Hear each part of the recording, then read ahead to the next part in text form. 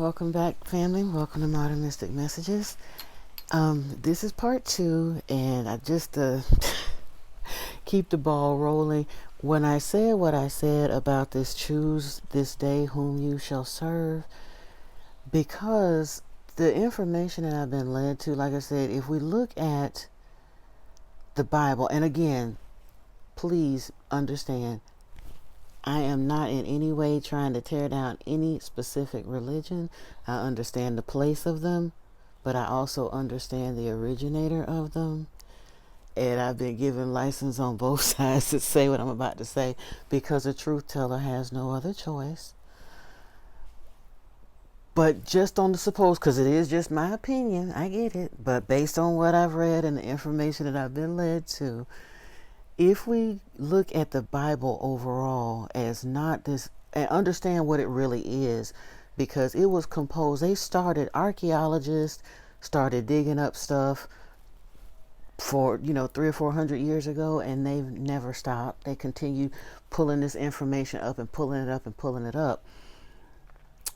But the religions that spawned from that assemblage of those texts was very much an agenda that was put together, okay? In the scriptures, when it says who took Yeshua and they delivered him, the Sanhedrin delivered him up to the Romans executed him and then turned around 200 years later and built a religion around him using the archaeological findings that they found in these texts and translations of script texts that they deemed holy and scriptural to paint a narrative. And I'm not saying there's not validity to the text. There's extreme validity to them if you can understand what they actually found, because they found a whole lot more than those 66 books. They found hundreds of books, but they declared that little as the stamped approved official be all end all. And then in the Judaic faith, they have their sacred scrolls that was handed down, this limited body of information that they've consigned a belief to. And in Islam, same thing. In every religion, they do that. But in the specific case of Christianity, the reason I bring that up is because, like I said, in true fashion, they tell you the truth and hid it in plain fashion. And one of the things that Christians stand so hard on is false light and the fact that, the devil's greatest tool is this anonymity. Truer words never spoken. Because I wondered, as a Christian child growing up, my biggest questions, I can remember several very profound prayers that left me like literally on my knees in my closet, sobbing and whatever, a few. But one of the biggest things that I had an issue with was the scriptures say God is love, but the God of the Bible is vengeful, jealous, angry, violent, murderous, everything but. And ultimately, so is Allah, so is Yahweh. And I'm like, but they're telling you the truth of who God is, but these people have chosen to serve him anyway. But then you wonder why the world is in so much turmoil when the majority of the world ascribes to one or other of those. Right? And again, no misunderstanding, but I wanted to see it from a bigger lens. So I decided, what if I chose to believe what they actually said in the information that I was led to, instead of saying, that's just hogwash, that's just evil? What if I looked a little bit further and gathered some more information?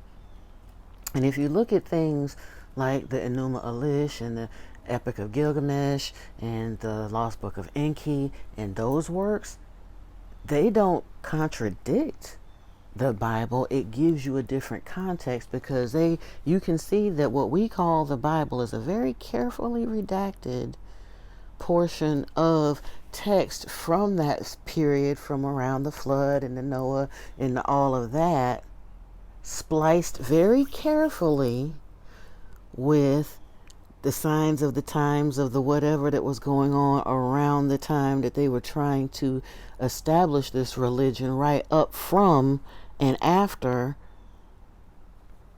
the killing of Jesus. And they tried to mash it together like it was all the same thing. And truthfully, in a way, it is, because it's the modern iteration of it. But the same people that killed him turned around and said, watch this.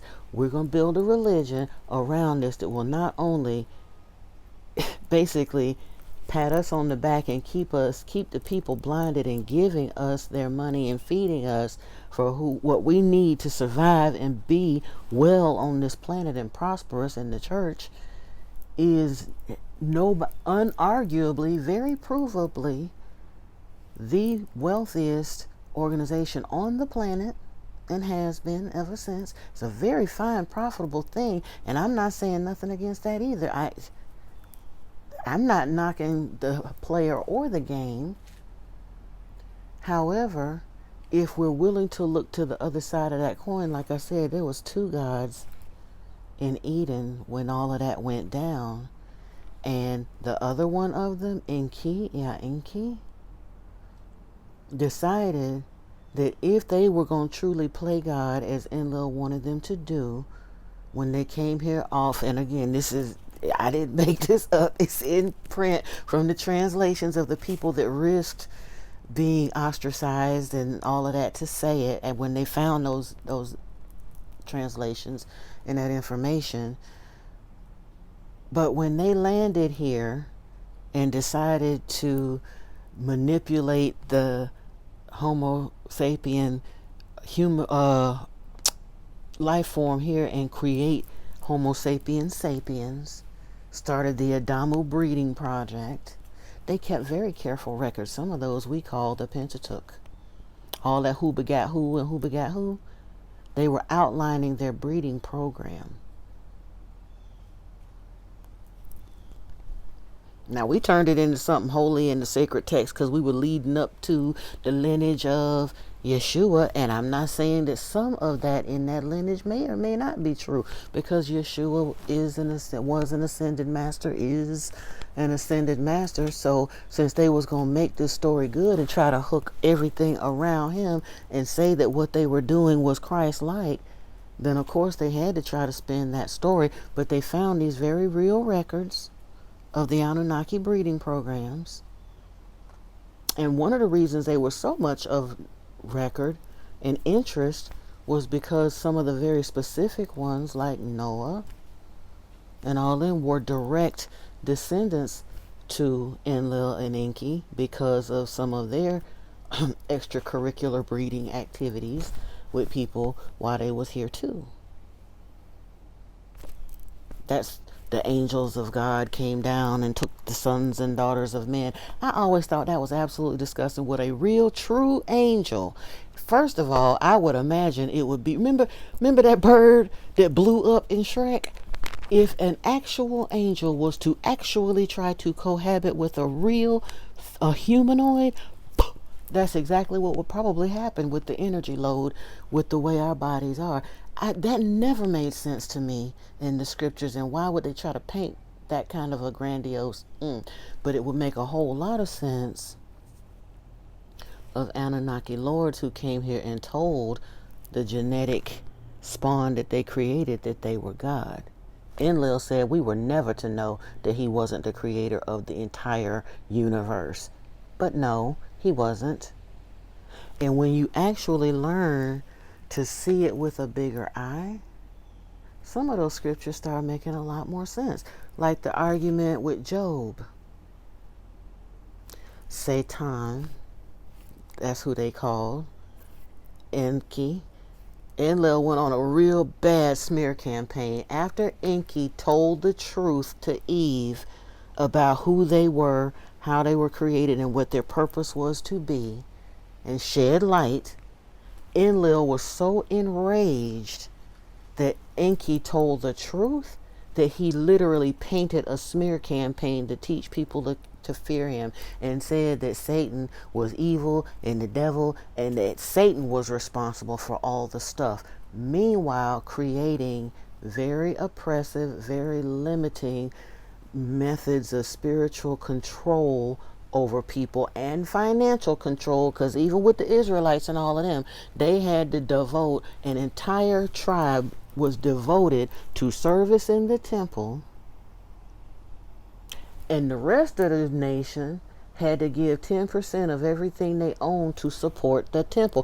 Who do you think was in the temple?